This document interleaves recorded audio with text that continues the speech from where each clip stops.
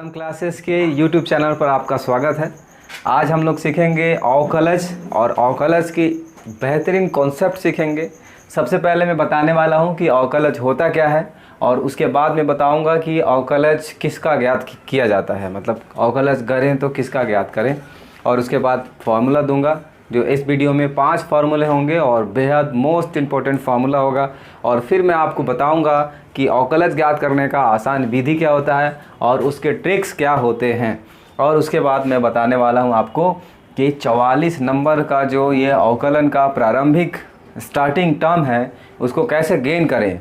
मतलब 44 नंबर आपको प्राप्त करना है पूरा कैलकुलस में, तो इसमें आ जाता है लिमिट, जिसमें आ जाता है अवकलन, जिसमें आ जाता है समाकलन, और जिसमें आ जाता है अवकलन के अनुप्रयोग, और जिसमें आ जाता है समाकलन के अनुप्रयोग। तो सारे चीज़ों को सीखना है। आज का ये पहला वीडियो आपको यह सिखाएगा कि अवकलज ज्ञात कैसे करें और उसका आसान विधि क्या है और अवकलज किसको कहते हैं। तो चलिए मैं आपको बता दूं कि अवकलज कहते किसको हैं। What is differentiation. तो अवकलज जो होता है वो किसी भी राशि का परिवर्तन ज्ञात करना। क्या ज्ञात करना? परिवर्तन ज्ञात करना। किसी भी राशि का परिवर्तन ज्ञात करना। कैसा राशि? तो भौतिक राशि। भौतिक राशि मतलब किसी, जैसे कि आपका हो गया वेग, त्वरण, और आपका हो जाएगा जो परिवर्तनशील है, जैसे एक्स वाई जेड सारे मान जो होते हैं, और त्रिकोणमितीय अनुपात जो होता है, जैसे sine theta, cos theta, tan theta, और जितने भी 3 और अनुपात जो होते हैं, कॉट, कोसेक, है ना, सेक।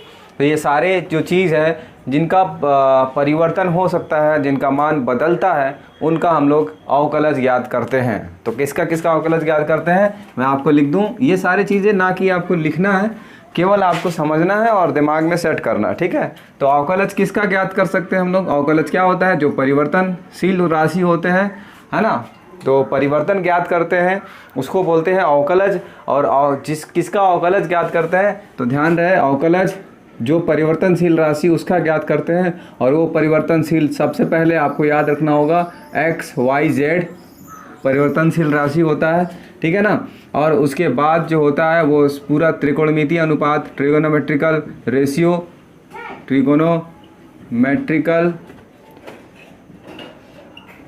रेशियोज। तो ट्रिगोनोमेट्रिकल रेशियोज़ को आपको याद करना होता है, साइन थीटा, कॉस थीटा, जितने भी होते हैं उसका। फिर आपको फॉर्मूला आपको याद रखना पड़ता है त्रिकोणमिति, मतलब अवकलन ज्ञात करने के लिए जितने भी अवकलज के फॉर्मूले हैं, आपको अगर नहीं याद है तो आप वो नहीं सॉल्व कर सकते हैं, ठीक है। उसके बाद मैं आसान विधि बताऊंगा। तो चलिए शुरू करते हैं फॉर्मूला से। सबसे पहले आपका जो फॉर्मूला होता है वो होता है x पे पावर n का अवकलज। x पे पावर n का अवकलज, ठीक है ना। किसके सापेक्ष? तो x के सापेक्ष। किसके सापेक्ष? x के सापेक्ष। देखिए, अवकलज ज्ञात करते हैं या किसी भी राशि का परिवर्तन ज्ञात करते हैं तो कोई ना कोई आधार होता है, कोई ना कोई आधार होता है। जैसे एग्जांपल के लिए मैं दे देता हूँ, जैसे आप वेग का समय के सापेक्ष परिवर्तन ज्ञात करेंगे तो वो क्या होगा? त्वरण आएगा। क्या आएगा? त्वरण आएगा। फिर वहीं आप अगर विस्थापन का समय के सापेक्ष परिवर्तन ज्ञात करेंगे तो वो आएगा वेग। आएगा वेग।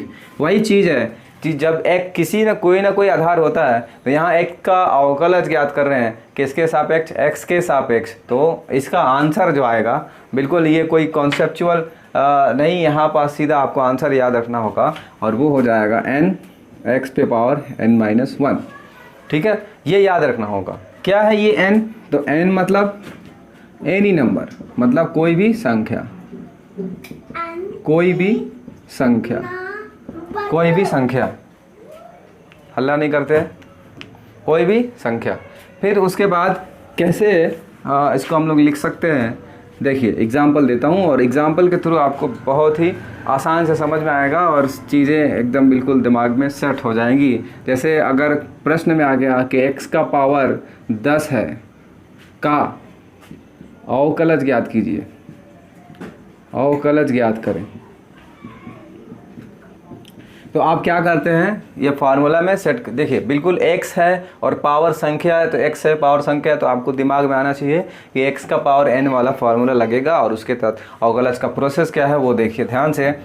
सबसे पहले प्रोसेस में हम लोग इसको मानते हैं x के पावर 10 को y, और इसमें हम लोग करते हैं dy dx, ठीक है ना।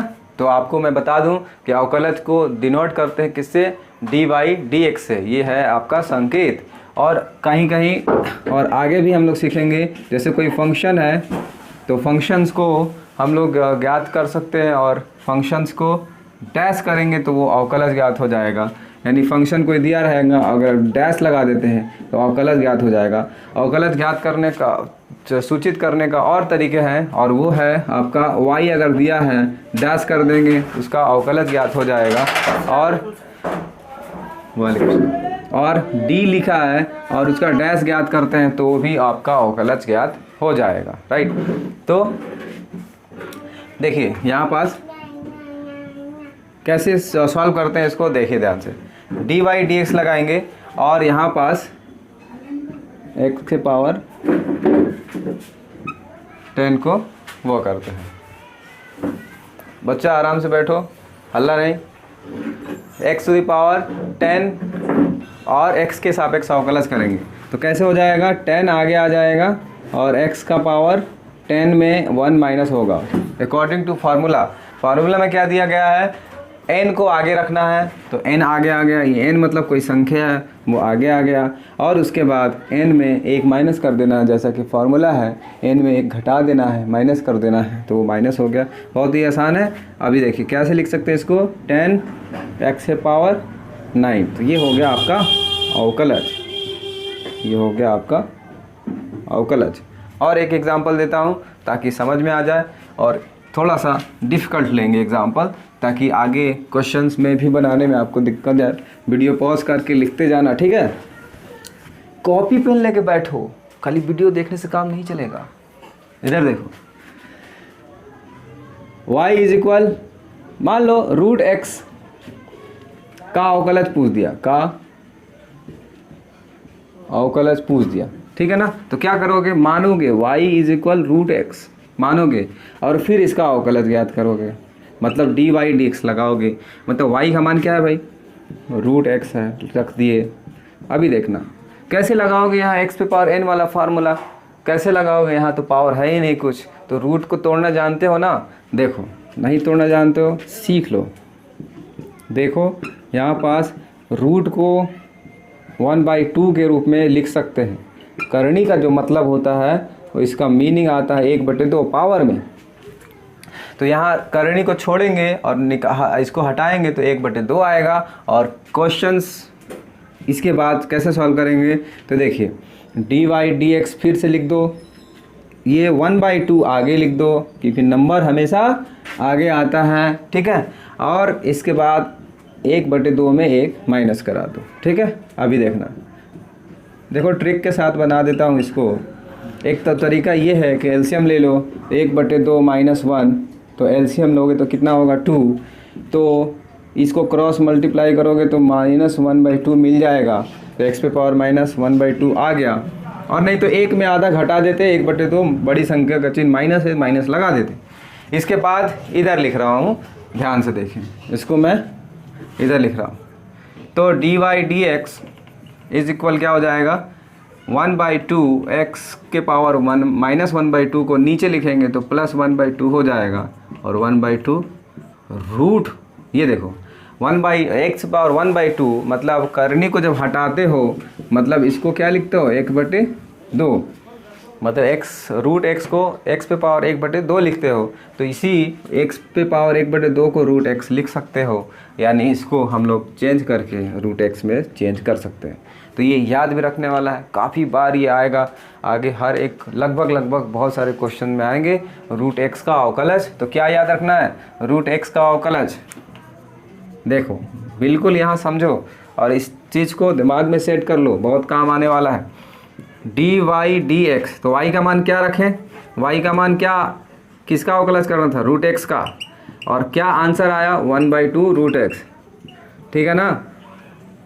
याद रहेगा, इसको याद रखना है। क्यों याद रखना? क्योंकि गलत नहीं करोगे, आगे चल के बड़े बड़े क्वेश्चन मिलेंगे और रूट एक्स आएगा तो उसका डायरेक्ट आंसर लिखोगे 1/2 रूट एक्स, क्योंकि एडवांस है भाई, 12th क्लास पढ़ते हो, हर एक छोटी छोटी स्टेप्स को लिखना ज़रूरी नहीं है। चलो आगे बताता हूँ, आगे वाले फॉर्मूले में थोड़ा सा इसी का एडवांस रहेगा और समझते जाना। तो आगे मैं बता देता हूँ इसका, जब यही क्वेश्चन रहेगा, सेम क्वेश्चन यही रहेगा भाई, और इसमें केवल कोई संख्या आ जाए तो घबराना नहीं, संख्या कोई भी आ जाए, संख्या की जगह देखो 5 है तो 5 ही नहीं समझना, सी ले लेते हैं, कोई संख्या सी ले लेते हैं, तो यहाँ पास सी को आगे ले लेंगे और x⁴n हमारा फॉर्मूला के तहत मिल जाएगा। तो यहाँ क्या हो जाएगा भाई, तो c को आगे ले लेना, अवकलज ज्ञात कर रहा हूँ, इसी को प्रोसेस में ला रहा हूँ, तो c को कॉमन ले लेना है, मतलब c जो रहेगा वो आगे आ जाएगा, और बिल्कुल c को आगे, और जैसे इसको हम लोग क्या लिखते हैं n(x⁻n−1), तो वही चीज़ फिर आ जाएगा। जैसे एग्जाम्पल के लिए यहाँ पास अगर करते हैं 5x⁻12 करते हैं और अवकलज ज्ञात करना है, तो y मानो और इसका dy/dx क्या करोगे, 5 कॉमन ले लेना, c की जगह पे क्या है, c की जगह पे 5 है, तो 5 कॉमन ले लेना, और 5 कॉमन ले करके देखो ध्यान से, 5 कॉमन हो गया, जब इंटू में रहेगा तो कॉमन हो जाएगा, बार बार बता रहा हूँ। अब यहाँ पास 12 आगे आएगा और 1 घटेगा, मैंने 12-1 फार्मूला भूल गए क्या, इधर देखो फार्मूला जब c नहीं था तो सिंपल फार्मूला क्या, n आगे आएगा, तो 12 है, 12 आगे आ जाएगा 12, और 12 में 1 माइनस हो जाएगा, ठीक है। तो यहाँ क्या हो जाएगा, 12×5 = 60 और x⁻11।